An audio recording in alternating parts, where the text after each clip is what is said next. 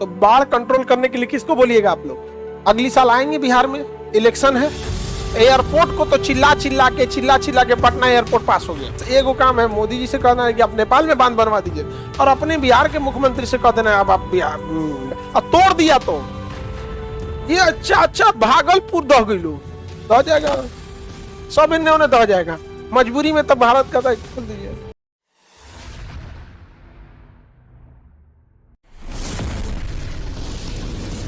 अब इस चंपारण में यहाँ त्रिवेणी बांध है, यहाँ से नेपाल पानी छोड़ेगा गंडक में, अब पूरा का पूरा एरिया किसमें चला जाएगा? बाढ़ में चला जाएगा। अब एक समस्या समझो, एक गालिब ने एक बात बोला था, उम्र भर गालिब यही भूल करता रहा, भूल चेहरे पर थी और आईना साफ करता रहा। नहीं समझे?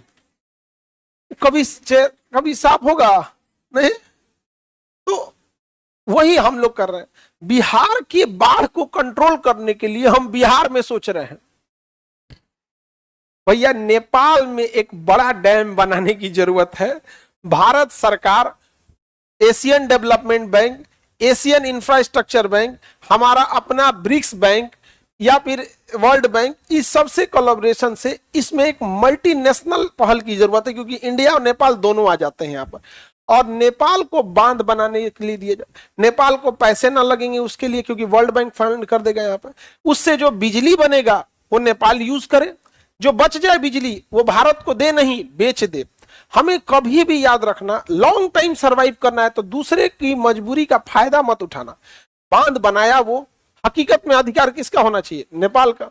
तो लो भैया तुम रखो, हमें उद्देश्य होना चाहिए कि हमारा उद्देश्य बाढ़ कंट्रोल हो जाए।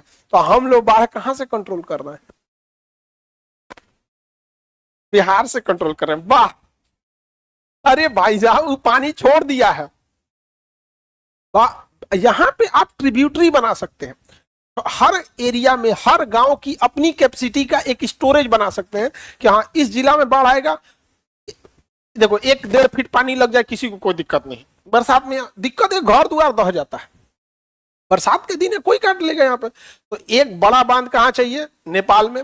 और भारत के एरिया में जो कोसी बेल्ट है वहां कुछ कुछ रिजर्वायर एरिया बना दे, ताकि पानी को कुछ समय के लिए क्या कर सके? होल्ड कर सके। अब बताओ, नेपाल जब तक पानी नहीं छोड़ता है तब तक बाढ़ आता है। समस्या ये है कि जो बांध बने हैं 50 साल पुराने हैं।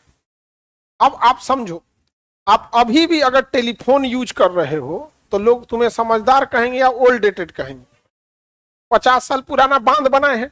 नेपाल से इस बार हम लोग सख्त एकदम आदेश दिए थे कि नहीं खोलना है, तो कहा कि कोई बात नहीं, बांधवा के ऊपर से पानी जा रहा था, कहा नहीं खोलना है। कहां से पानी जा रहा है? ऊपर से। अब इसको कैसे बंद करोगे? मजबूरी में अब ऊपर से जा रहा है, तोड़ देगा यहां से।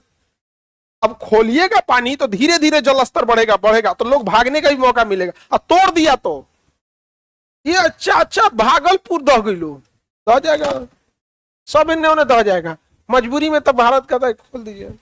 समझ में आ रहा है कि नहीं आ रहा है? तो गालिब ने जो बात बोली थी गलत बोली थी। लोग बिहार से बाढ़ कंट्रोल करेंगे। धन्य है। आगे बढ़े। तो बाढ़ कंट्रोल करने के लिए किसको बोलिएगा आप लोग? नेपाल से हमारा क्या अधिकार है? नेपाल को हमारे प्रधानमंत्री नरेंद्र मोदी अगली साल आएंगे बिहार में, इलेक्शन है। समझ में आ गया? तुम कम से कम यही बात मनवा लेना। समझ में आ गया कि नहीं? यही बात मनवा लेना। एयरपोर्ट को तो चिल्ला चिल्ला के पटना एयरपोर्ट पास हो गया। इतना ना आदमी चिल्ला दिया, आदमी जिसको देखो वो, जिसको जो भी बोल सकता था, जो बात पहुंचा सब बोला यहाँ पे। अब बस एगो काम है, मोदी जी से कहना है कि आप नेपाल में बांध बनवा दीजिए, और अपने बिहार के मुख्यमंत्री से कह देना है अब आप बिहार में आप नॉर्मल बना लीजिए। बिहार में तो बस नॉर्मल, वही रोक लेगा तो टेंशन ही खत्म। जैसे अभी नेपाल पानी छोड़े तो कोई दिक्कत है? बाढ़ का पानी सेटल्ड हो गया लगभग। आप लोग अपने गांवों में देखिए, गंगा का जलस्तर देखिए धीरे धीरे क्या हो गया? सेटल्ड। अभी छोड़ दो भाई। तो जो तुम छोड़ रहा है भाई 60 दिन बाद छोड़ना, बस नेपाल वाला काम खत्म। नेपाल की भी मजबूरी है, नहीं छोड़ेगा तो दह जाएगा। ये कह रहा है कि ठीक हुआ सर, एग्जाम कैंसिल हुआ बाढ़ की वजह से। इसकी तैयारी नहीं।